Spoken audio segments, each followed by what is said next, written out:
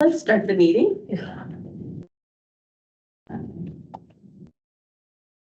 And we'll begin with the pledge of allegiance. I pledge Allegiance to the flag of the United States of America and to the republic which stands one nation under God, indivisible, with liberty and justice for all.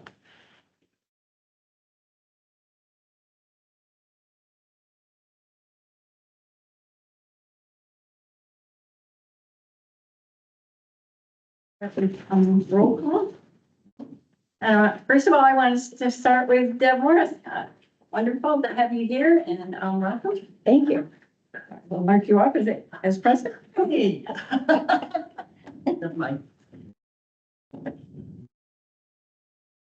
Kimberly?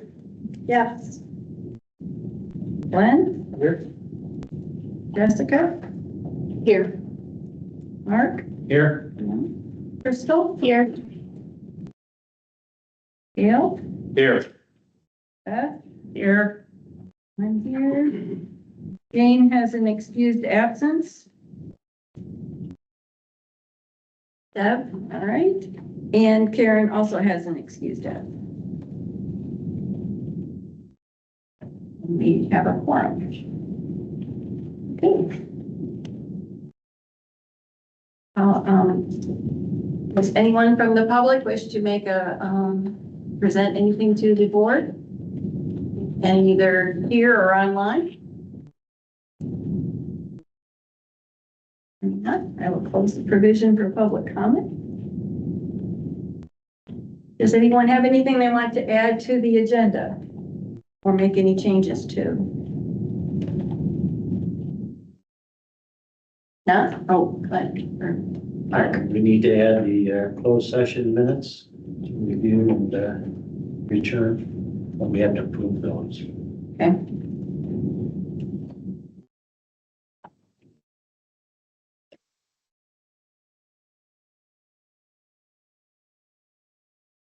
You want to make a motion? Yes, I make a motion that we add that under consent agenda, but as a separate item B.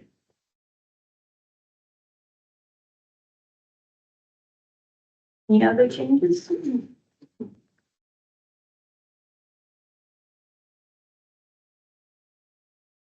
Did you want to make a motion then to change or to Change. approve as changed? Yeah. As amended? Support. Support? Any other discussion? All in favor say yes? Yes. Yes. Opposed? Motion carried.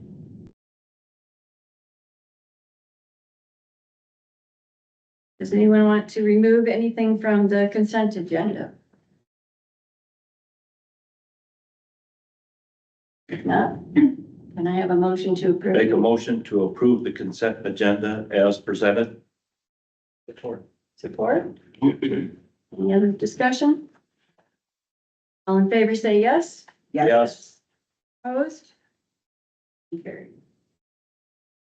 You all have a copy of your, the closed session minutes. Was there any changes that anybody needs to make?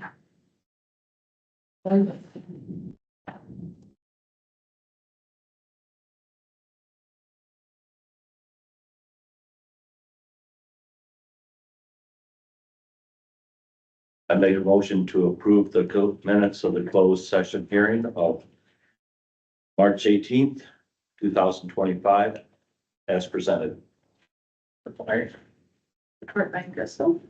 Any other discussion? Hearing none, all in favor say yes? Yes. Opposed? Motion carried. Madam Chair, do you want me to collect those so they don't get lost? Sure. Thank you. I don't want Should have been on the back, probably the packet. things like that.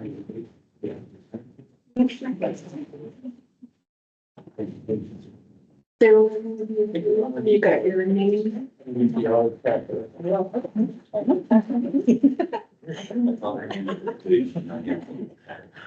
Thanks. I gave her the paperwork, so I don't. He's probably got it.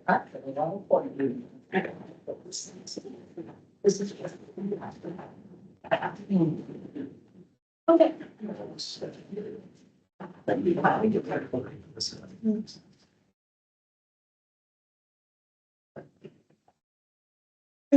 Moving on to the program committee. I did we did a dual duty today. We had a change in presentation. It was going to be the ACT team, but it ended up being the provider network. And had actually quite a few people that kind of everybody but Amy. And so then as I went to the finance committee, Kim kind of ran the rest of the meeting, and I just checked with her, and you said there was really nothing else that was discussed. No. So it's kind of a short and sweet meeting this month. Questions for me, I guess, about the program committee? All right.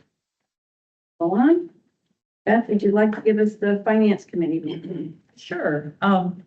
First off, we have Mr. Hirschman. Did I get it right? He is from the independent auditors, and we have an annual audit that takes place, and he's here to give the report. So you can start anytime. Okay, thank you very much. Good evening, everyone. I had a chance to meet with the finance committee at 4:30, so some of you have heard this presentation before, but I'm going to go through it again. Hopefully you've got the packet that we handed out. Those are pages taken right from the full report. There's nothing new in there. I went through and highlighted the key phrases or sentences that I think are important takeaways from that report presentation. Okay, as I go through this, please feel free to interrupt if you got questions. And once I get through that, if you got more questions on the full report or the audit process, anything like that, I'll be glad to take a stab at those. So I'm going to start with the independent auditor's report, second page in. Everybody with me? All right, reading highlighted sentence. In our opinion, the financial statements referred to above present fairly in all material respects. That's the most important line in the entire report. It's also referred to as a clean opinion or unqualified opinion. And that applies to pages 1 through 13 in the full report. So that's what that paragraph is addressing, is just those pages in the full report. Okay. Flip to the second part of that letter under the required supplementary information. Required supplementary information for you folks is the management discussion and analysis found on Roman numerals 1 through 5. That's where management puts together a narrative about the agency and things that happen, like future outlook, those type of things they want to bring to your attention. We applied certain limited procedures to that information. We read through it to make sure what management is putting in there is not inconsistent with what we saw during our audit, but we do not audit that data. And so the last sentence in that paragraph, you see, it says, we do not express an opinion, provide any information because the limited procedures do not provide us with sufficient evidence to express an opinion. So that management discussion and analysis belongs to management, okay? The bottom paragraph of the report required by government auditing standards, that's included in this packet. We'll cover that in a minute. So that's a summary of your independent auditor's report. The next page, page 1 at the bottom, it's a statement of net position. This is where you list all of your assets, all of your liabilities. The net difference between that is your net position. And within the net position, we break out different aspects of that.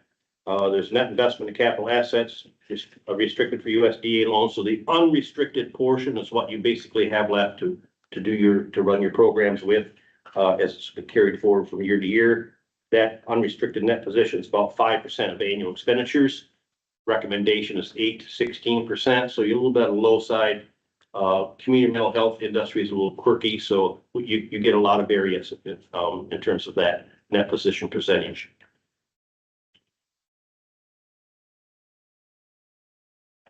Next page, page 2, statement of revenues, expenses, changes in net position. If you are a for-profit company, this is your income statement. And the change in net position of $2,996,000 would be your profit or loss. In this case, would be a profit or an increase to net position. So in other words, you added about $3 million to the bottom line. for the past year.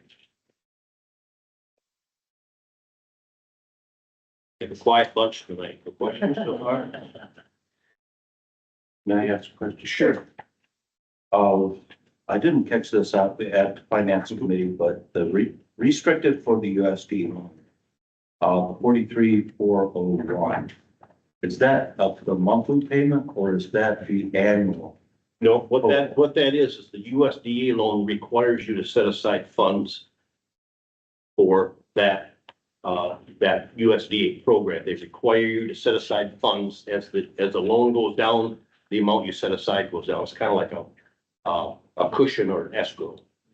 Okay, that's what that number represents. Why wouldn't that escrow be higher for an annual audit than this guy? It's a formula, and I can't rattle off the formula for you right now, but I'll follow up with Andre. yeah, it's based on your outstanding loan, USDA loans, they require you to set aside cash for that. Okay, Okay, thank you very yeah, much. we do tests for that to make sure that they set aside that number, yeah.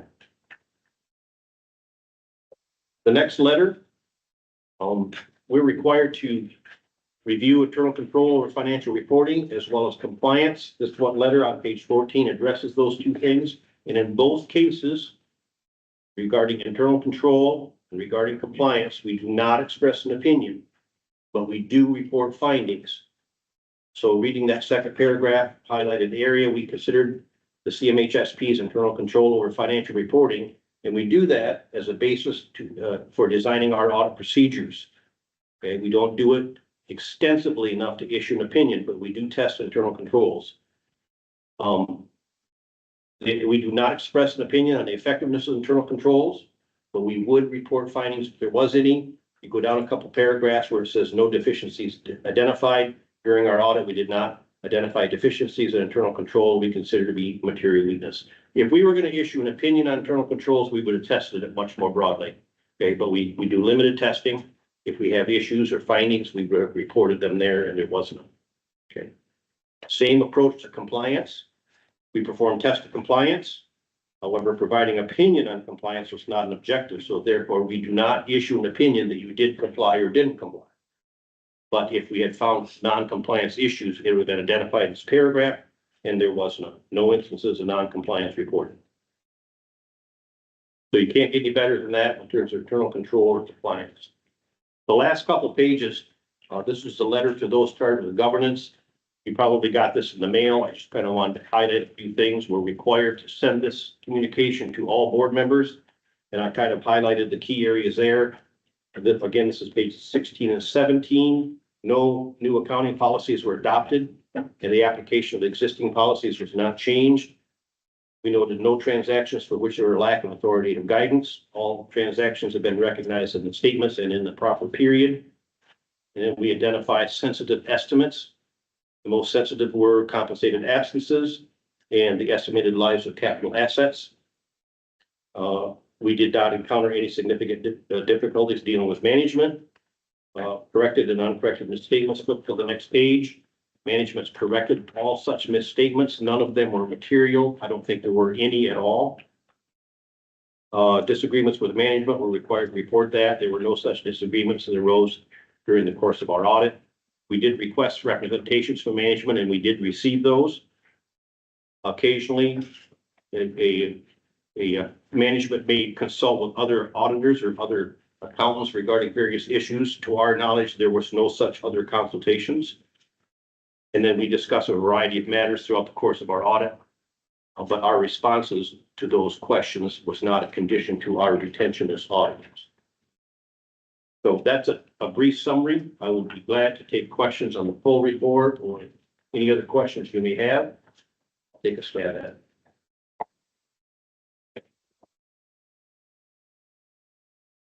More questions? No questions, then thank you, You're very welcome. and we'll see you next year. Okay, I appreciate the chance to be here again. If you've got questions, please don't hesitate to call us or shoot us an email. We're glad to chat. Okay, All right. Thank you for your time. thank you. I have a question for Yeah. Andre. Did you want a motion to accept this report? For the record? You want to read one? Do you want one? Yes. I will move that we accept this report as has been presented. Do I have support? Support. Jessica? Okay. Any other discussion? All in favor, say yes. Yes. Opposed? Motion passed. Okay. Thank you very much. Appreciate it. Mhm. Okay, moving on with the financial reports, on page 5. We'll skip the finances for now because we'll see them on the balance sheet and position. Human resources, the nice part is the Earned Sick Time Act, as it was passed in Michigan, has been covered because we have a generous benefits package. And so that didn't really affect us as an organization. There was an employee climate survey given through USPEC. You speak. You speak. Oh, you speak. Hey, I just saw this for the first time tonight. And it's part of the accreditation organization, but we had an 86% response rate, which is very good, I think. So moving on, the HR cloud system is basically, the HR cloud system, we had our first self-evaluations and performance evaluations put into it, and it was at a 95% successful rate of completion. So for our first attempt, that was a very high percentage also. Information technology, the big item is getting the fiber optic from the road to the building. And Andre and the rest of the team, they've been working on that, and they have basically 2 options that are in the works right now. The first one is to use ShareCo that can find a state registered contractor, and that subcontractor can do the work because ShareCo is not registered with the state to do the work. The other one is to use Frontier, but or Frontier will allow us to use their pathway into the building, and they're working with their legal team, Frontier's legal team, to see if that's possible. Right now, we do have a secondary or a backup fiber optic through Frontier coming into the building. And it happens to be working faster and more stable than the current one we have. So to be continued, but hopefully to be wrapped up pretty soon. The rollover from the old Streamline to the new electronic records management system is pretty much done. There might be 1 or 2 final things they have to grab from the old system, but it's a job well done. Facilities in the building. There is an upcoming house cleaning, which will take care of the ducts, cleaning out the ducts, the carpet, and all windows. So it's kind of a spring deep cleaning of the building. So that's kind of it. Jumping over the motions for right now and moving to page 11. This is the revenue and expense by fund source. The far right column, the first big number, the Medicaid subtotal of 313,679. That is scheduled to go back to the LRE. As for that, sorry. Oh, okay. On the far right column, the Medicaid subtotal, which is 313,000. On page 11. Yes, Okay. Page 11. Yeah. Okay, I got it. Okay. That's scheduled to go back to the LRE. Okay. And then the CCBHC subtotal deficit of 8,758 through February. So that's kind of the first month we've had a loss in that, second month, yes. The big notice, and I call attention to this because it's becoming an unsteady financial time. In the general fund, you'll notice that second to the right, the 196,951, that was moved up to offset the losses in the CCDHC. If you look from the general fund and go up one number, you'll see the identical number of 196,951. That's because we had to cover the CCDHC that much for this month. A lot of money. That's right. So, but yes, it's financially, it's an unsteady time. Yeah. Yeah. So, moving on, those are the big numbers from page 11. Moving on to page 12. This was pretty much a repeat of last month.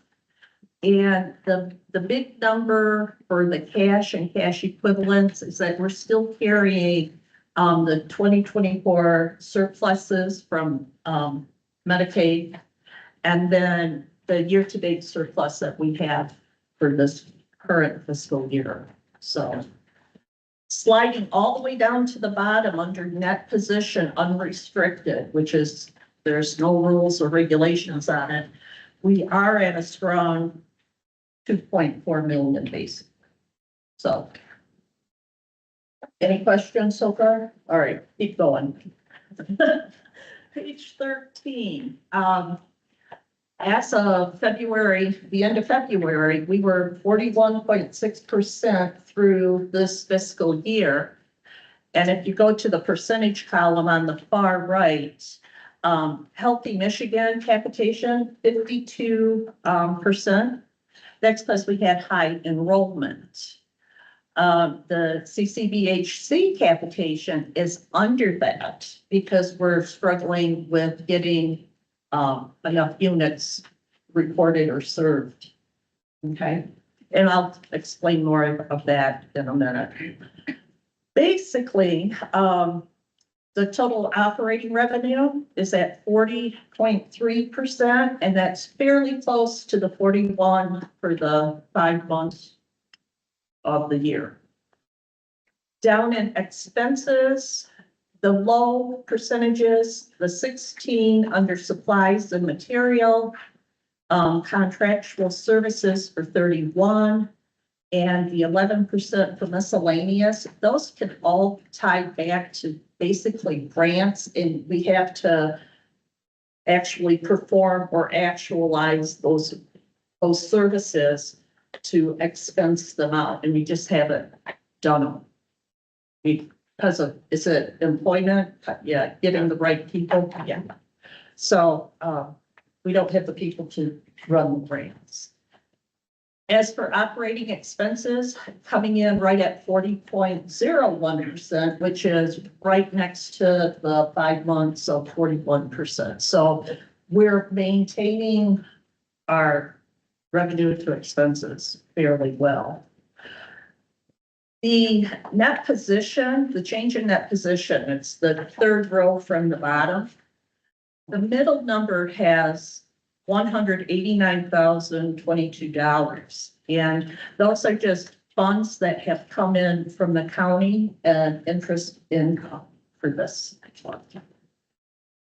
One last thing, because I'd like to keep you updated on this rate. Last month, I explained that last fiscal year we had for the CCBHC our unit rate.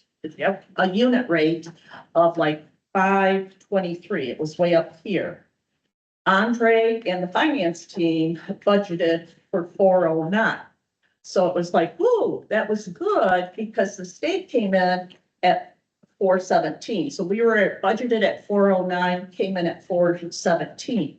However, since last month, because we had to do some more supplemental cost reporting, the state came back and said, oh, we don't think you need the 417. You're either going to be at 398 or 388. And now our rate potentially can be lower than what we budgeted for. That, along with not having enough units, basically done, the service, service units. We are looking at, that's one of the major reasons, or are the major reasons the CCDHC is running at a loss currently. So the good news is that Mark and Andre have been talking to the leadership team and moving down into the teams and into the clinicians, whomever, to see how we can be more efficient and productive to get those units back up, those service units back up. If the rate comes in at 398, we can basically break even for the year.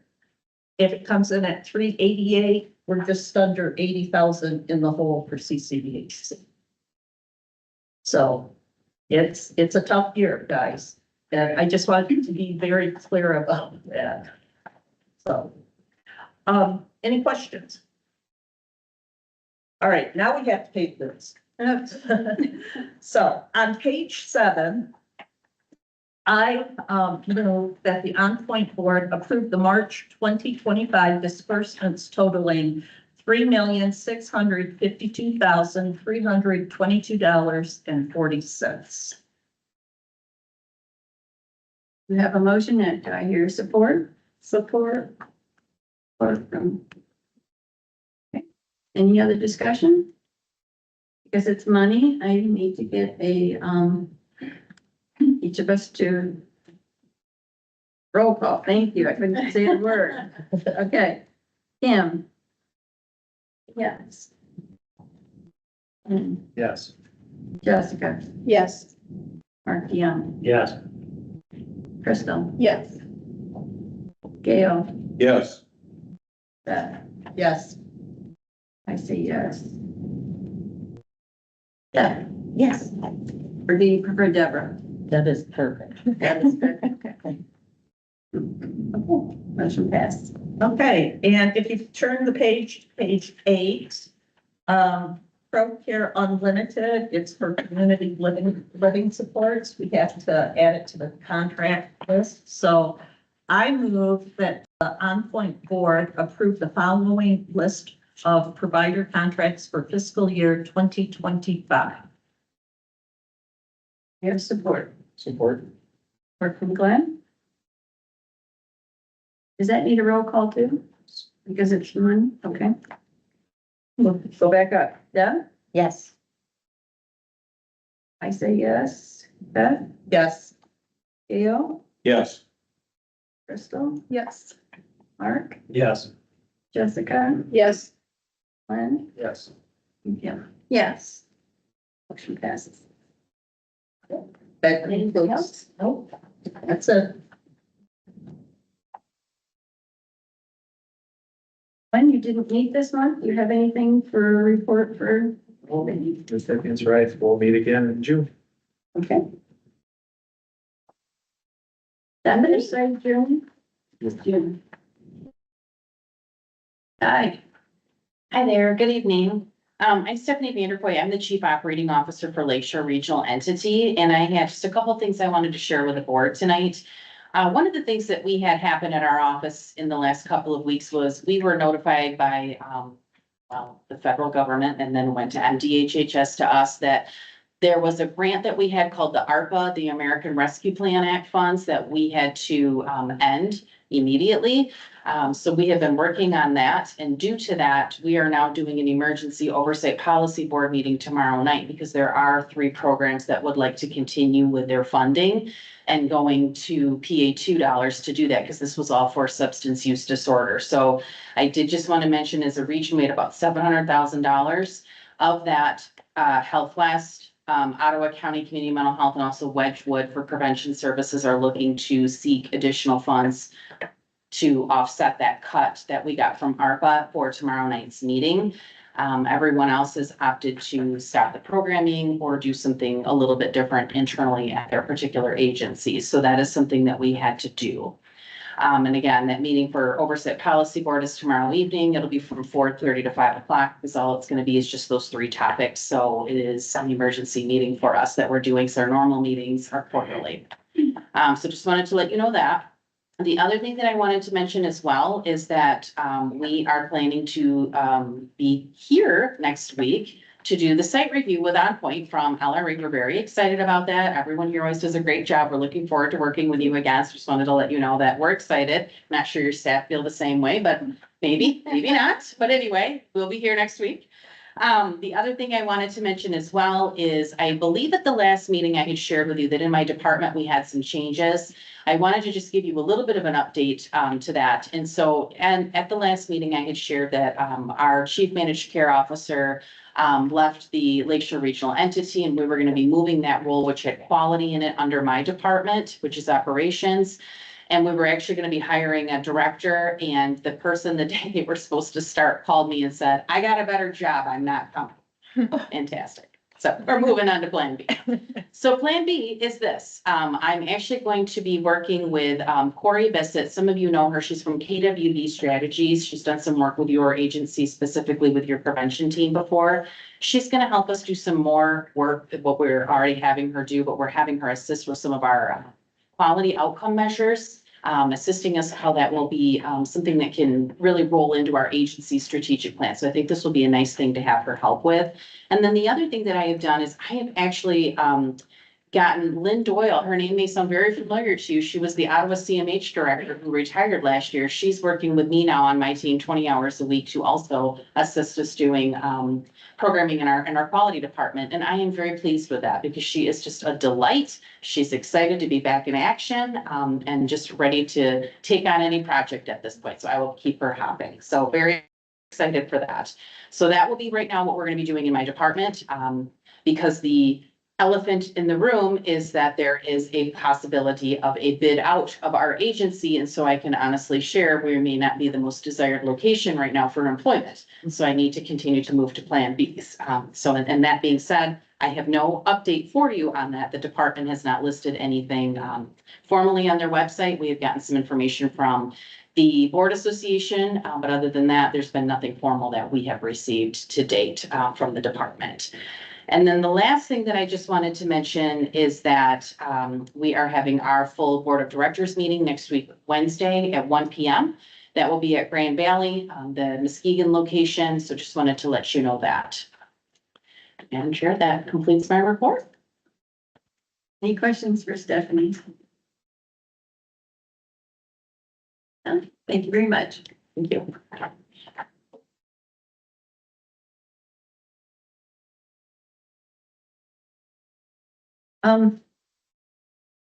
The executive committee met today.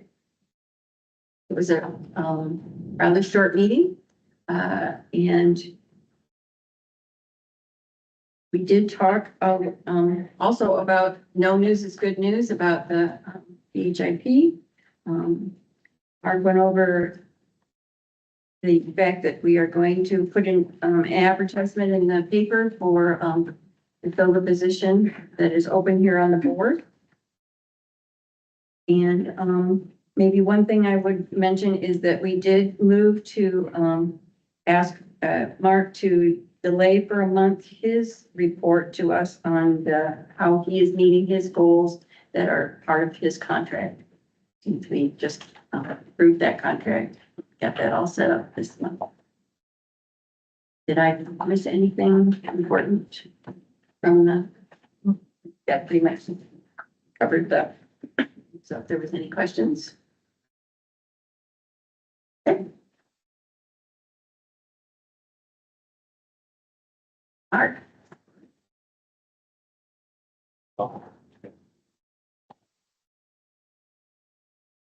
Thank you, Madam Chair. And by the way, congratulations on the selection and good job so far in this meeting, right? So glad to have you in there. Person was there before us. You didn't hear that last comment. Last person was kind of a, so. Oh, glad. okay. You didn't have to say it twice. Didn't quite hear that. Yeah, no, it's not really for the record. Watch YouTube if you want to hear it.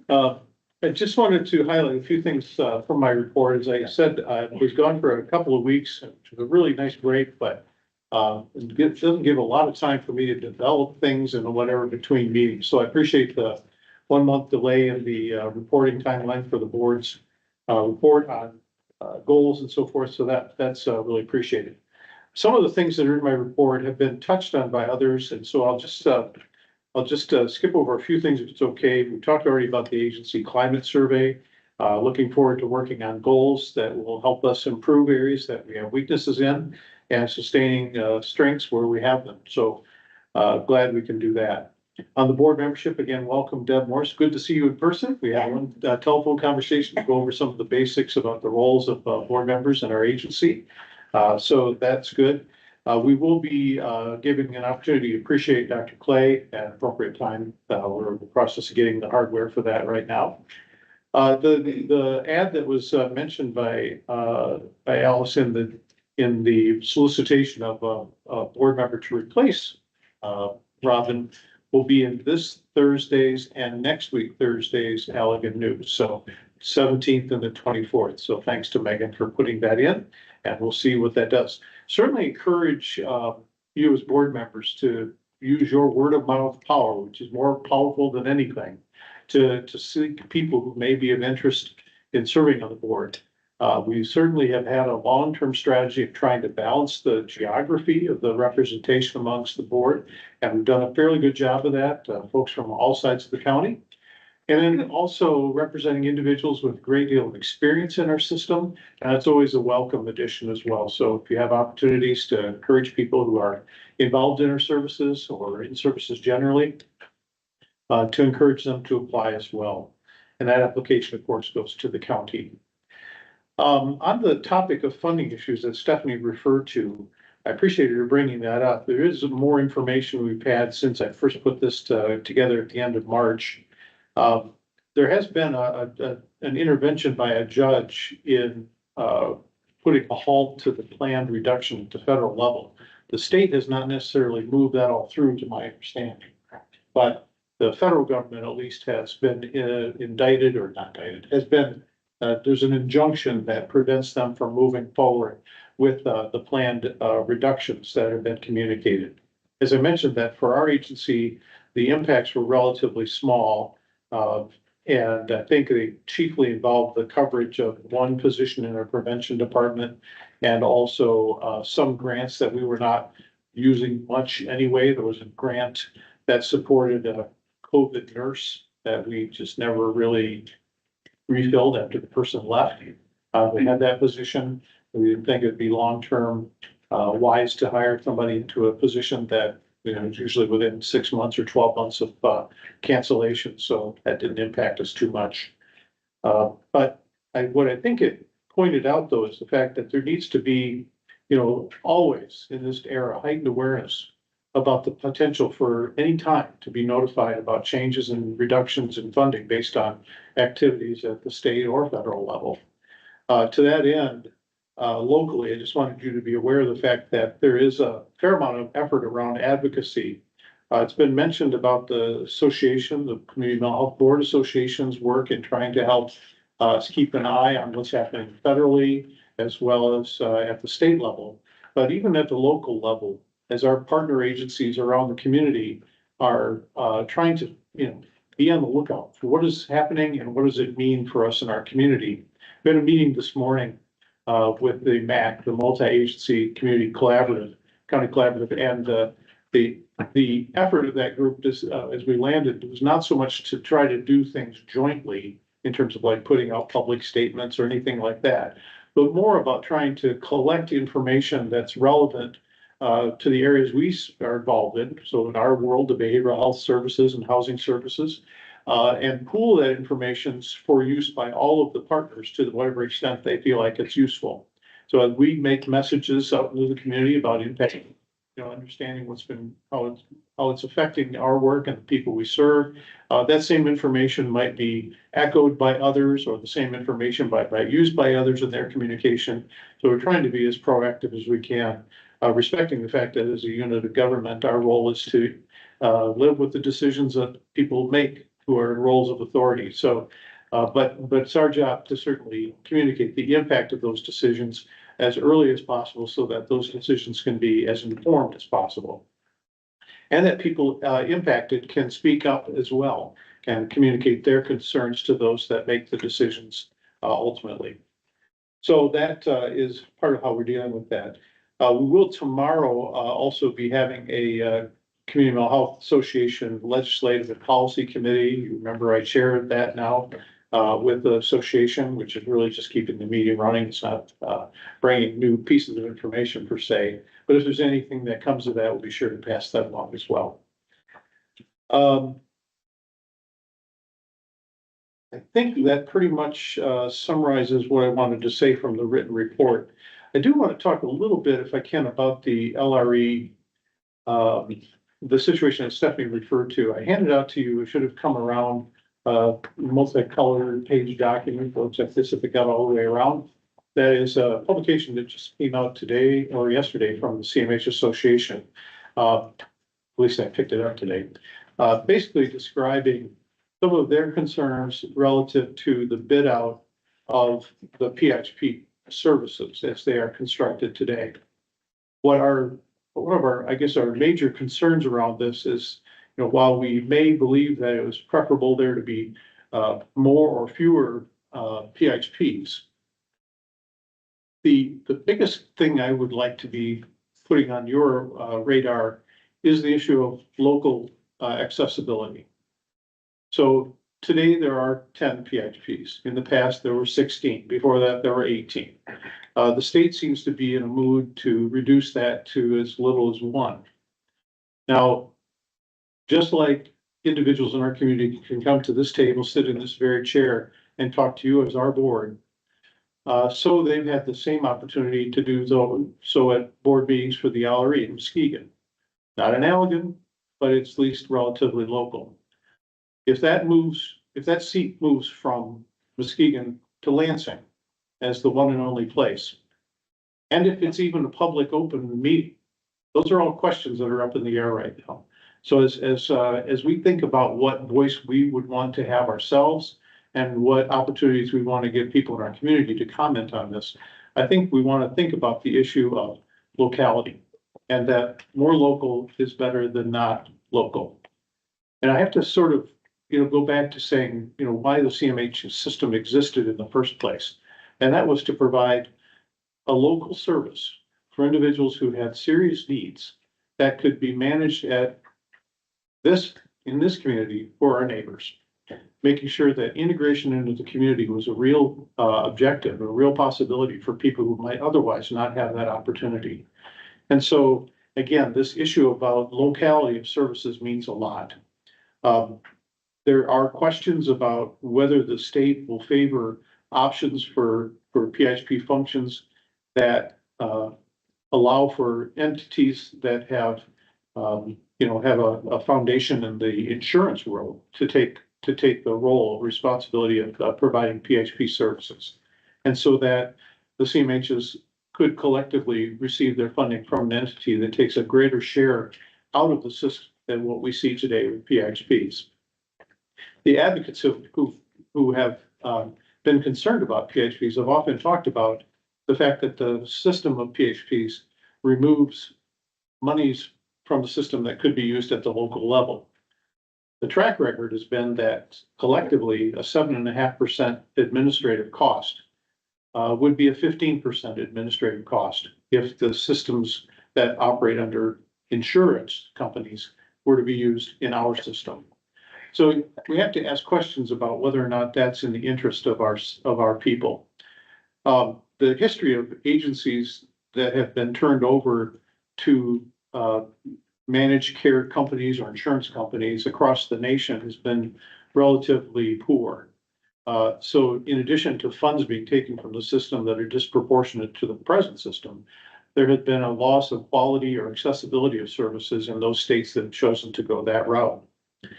And finally, you have to think about what are people in this community asking for in the first place. In general, if you ask the individuals who are served by our systems, would they prefer to receive their behavioral health services through the same company that provides them their physical healthcare services? The answer is generally a resounding no. I remember talking to one individual one time who said, if I have to go through the hassle for behavioral health services that I go through in getting my wheelchair replaced, no, thank you. These systems, while they have certain capabilities and scalability, oftentimes lose out when it comes to customer satisfaction, which is something that we value very highly at the local level.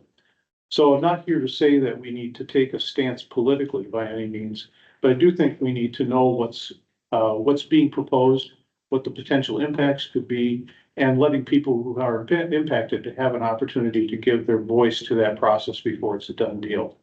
So those are some of the comments I'd make along the way.